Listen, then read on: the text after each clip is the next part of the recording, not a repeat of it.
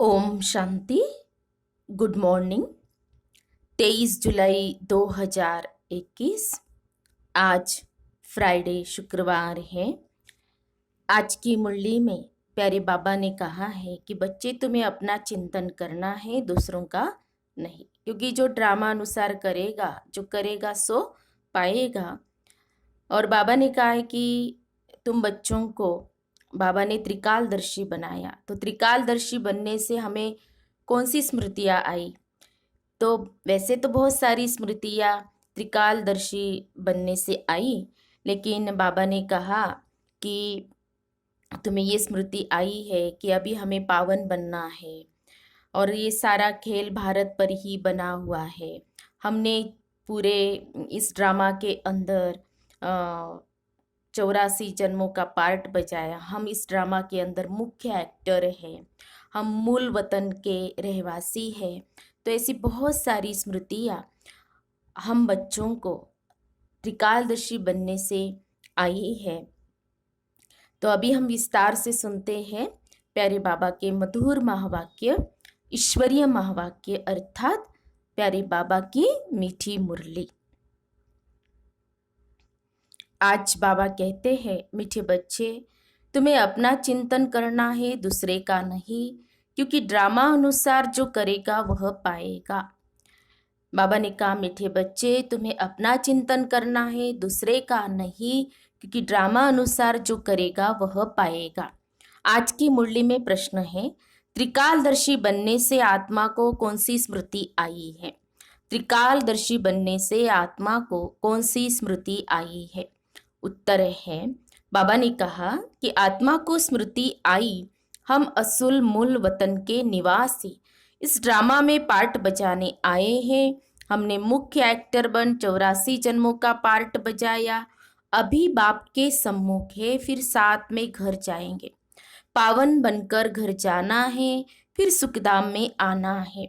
यह सारा खेल भारत पर ही बना हुआ है। यह सारी स्मृति त्रिकालदर्शी बनने से आ गई। मुरली में गीत बजा है, मरना तेरी गली में, जीना तेरी गली में। ओम शांति। यह गीत किसने गाया? बच्चों ने। क्या कहते हैं बच्चे? बाबा, अभी तो आपके गले का ही हार बनना है, यह शरीर तो यहाँ ही छोड़ देना है। बच्चे जानते हैं शांति धाम व निर्वाण धाम में बाप और हम बच्चे आत्माएं रहते हैं। अब बाप घड़ी घड़ी कहते हैं, अपने को आत्मा निश्चय करो। तुम जानते हो हम आत्माएं बाप के साथ निर्वाण धाम में रहने वाले थे। फिर यह शरीर धारण कर 84 जन्मों का चक्र लगाया है। बच्चे जानते हैं हम बरोबर परम धाम के निवासी हैं। अब फिर बाबा आए हैं। तुम बैठे हो, देखते हो बाबा सामने बैठे हैं। यह है लौकिक शरीर के संबंध। हम असुल आत्माएं थी, फिर लौकिक संबंध में सुख का और दुख का जीवन बिताया। अभी तुम आत्माएं त्रिकालदर्शी बनी हो। बाप भी तीनों कालों, तीनों लोकों को जानने वाला है। तुम भी जानते हो, नंबरवार पुरुषार्थ अनुसार। पढ़ाई की याद तो रहनी चाहिए ना। अभी स्मृति आई है, बाबा ने समझाया है, तुम मूल वतन में रहने वाले हो। अभी तुम बाप दादा द्वारा त्रिकालदर्शी बने हो। तुम जानते हो इस ड्रामा के हम मुख्य एक्टर्स हैं। सारे ड्रामा का नॉलेज तुम्हारी बुद्धि में अब है। स्मृति आई है, हम आधा कल्प सुखधाम में रहते हैं, वह रावण होता नहीं। हम आत्माएं पूरे 84 जन्मों का चक्र लगाती है। अभी बाप सम्मुख बैठे हैं। आपकी श्रीमत पर चल, हम आपके साथ चलेंगे। जितना हो सके आपको याद करेंगे। तुम बच्चों को सारा दिन यही ख्याल में रहना चाहिए, जबकि त्रिकालदर्शी बने हो।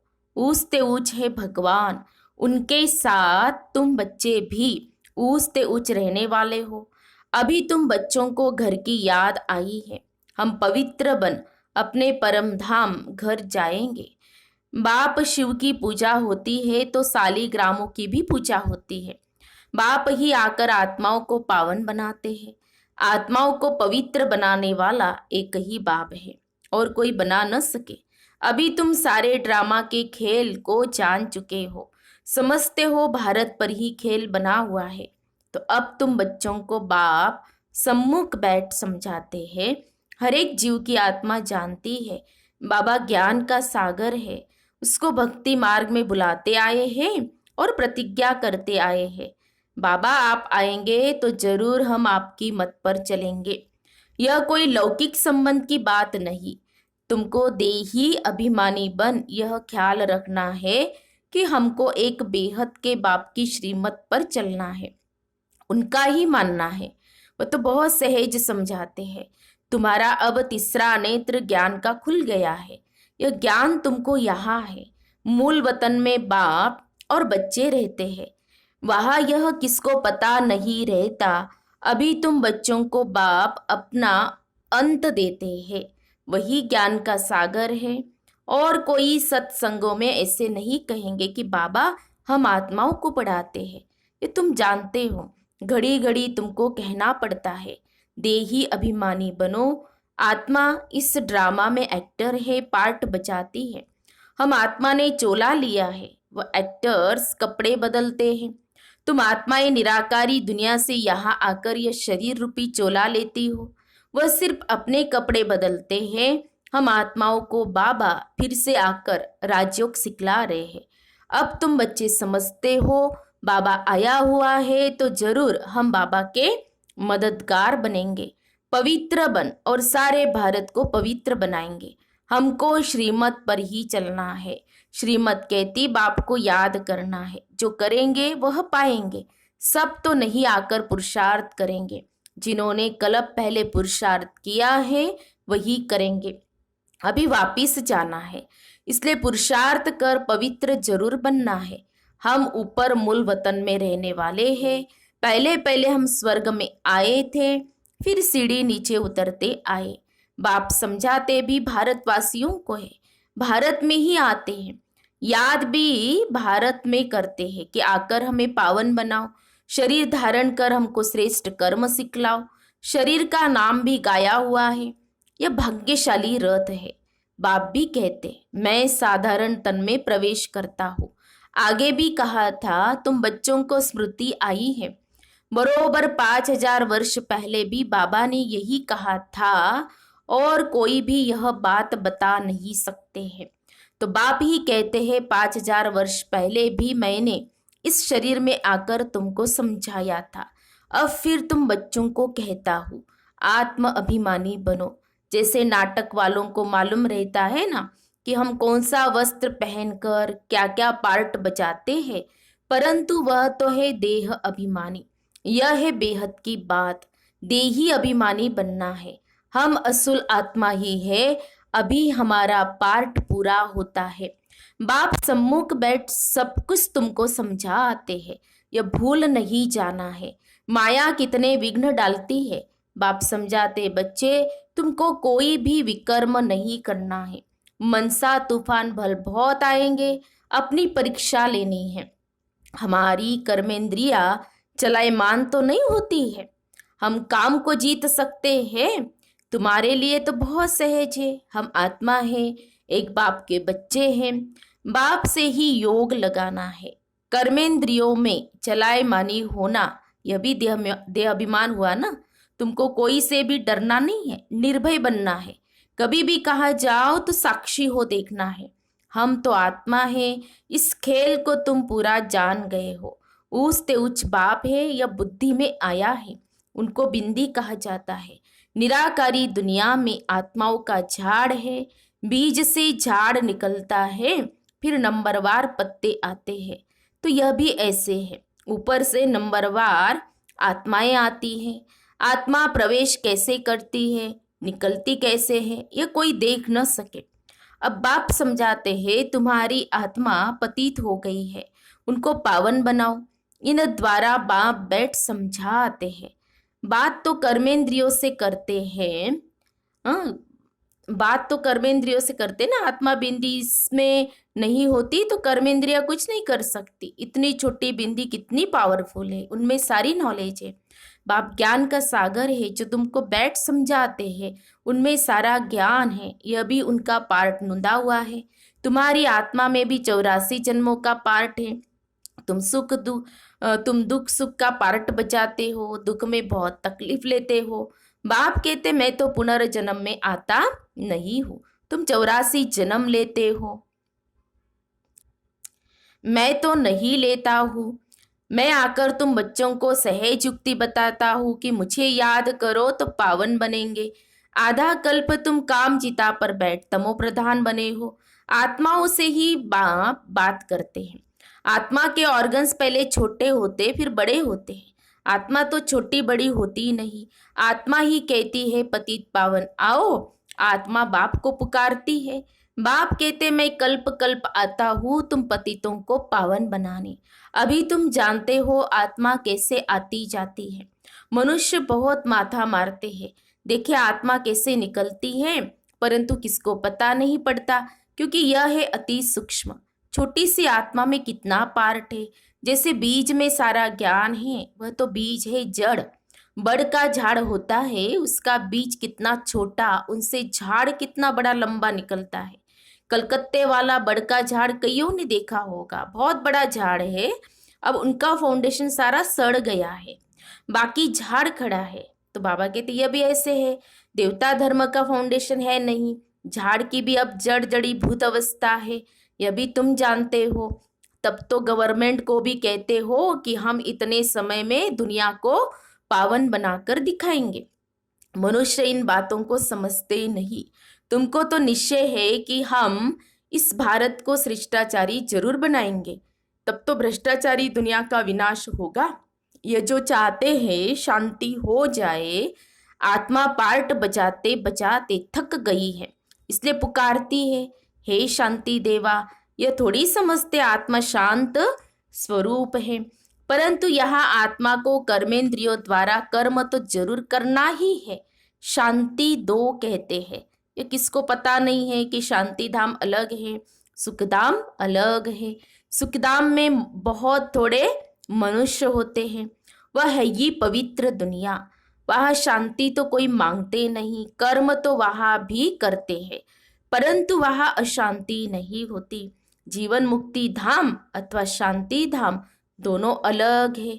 सत्युग में जीव आत्माओं को सुख भी है तो शांति भी है, एवर हेल्दी वेल्दी रहते हैं। अभी तुम जानते हो स्वर्ग किसको कहते हैं। दुनिया में यह भी किसको पता नहीं है कि स्वर्ग क्या है। ये लक्ष्मी नारायण बच्चे हैं ना, इन बच्चों को भी सुख किसने दिया? कोई तो सुख देने वाला है ना। क्या इनों का फिर राज्य आने वाला है? स्वर्ग जरूर फिर रिपीट होगा। स्वर्ग में जब होंगे तो वहाँ ऐसे नहीं कहेंगे कि नर्क फिर से रिपीट करेंगे। अभी कहते हो पवित्रता सुख शांति की नई दुनिया फिर से रिपीट होगी। यह तो पुरानी दुनिया दुखधाम है, इनको आयरन एज कहा जाता है। नई दुनिया भी तो थी ना, उनको स्वर्ग कहते हैं।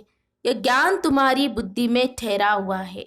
बरोबर हम फिर से देवी देवता बन रहे हैं। तुम्हारी एम ऑब्जेक्ट ही यह है, हम फिर से स्वर्ग की बादशाही लेते हैं। बेहद के बाप से वर्षा जरूर पाएंगे। यह अच्छी रीति याद करना है। हम आत्माएं वहाँ रहती है, फिर हम यहाँ आए हैं पार्ट बजाने। अब स्मृति मिली है 84 जन्म कैसे लेते हैं। बाप समझाते भी तुम ब्रह्मा मुख वंशावली ब्राह्मणों को है। ब्राह्मण बनने बिगर, प्रजापिता ब्रह्मा का बच्चा बनने बिगर शिव बाबा से वर्षा कैसे लेंगे?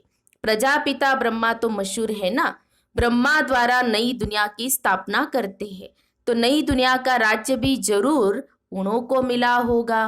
5000 वर्ष पहले भी ब्रह्मा द्वारा विष्णुपुरी की स्थापना की थी, अब फिर रिपीट होगा। उसके लिए तुम तैयारी कर रहे हो। कई बच्चे पूछते ड्रामा को बड़ा माने या पुरुषार्थ को बड़ा माने? समझाया जाता है पुरुषार्थ तो जरूर करना ही है। पुरुषार्थ बिगर प्रारब्ध कैसे मिलेंगी? पूरा पुरुषार्थ करना है। कोई अच्छी रीति पुरुषार्थ करते हैं तो समझाया जाता है ड्रामा अनुसार इनका पुरुषार्थ अच्छा चलता है, पद भी अच्छा पाएंगे। उनका पुरुषार्थ बहुत तीव्र चलता है, फिर चलते चलते कोई का कम पद भी हो जाता है। ब्राह्मणियां जानती है, ब्राह्मणियों के पास आने वाले भी जानते हैं फलाना बहुत अच्छा चलता था, आजकल आते नहीं हैं। कहते हमारी बुद्धि में पता नहीं क्यों नहीं बैठता है, बाबा को हम याद ही नहीं कर सकते हैं, बस हम नहीं चल सकेंगे, बड़ी मंजिल है, ऐसे ऐसे लिख देते हैं। मूल बात है ये निर्विकारी बनना, विकारों को छोड़ना बड़ा मुश्किल है।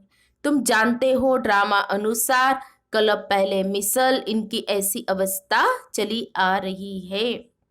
अच्छा, मीठे मीठे सिखिल दे बच्चों प्रति माता पिता बाप दादा का याद प्यार और गुड मॉर्निंग।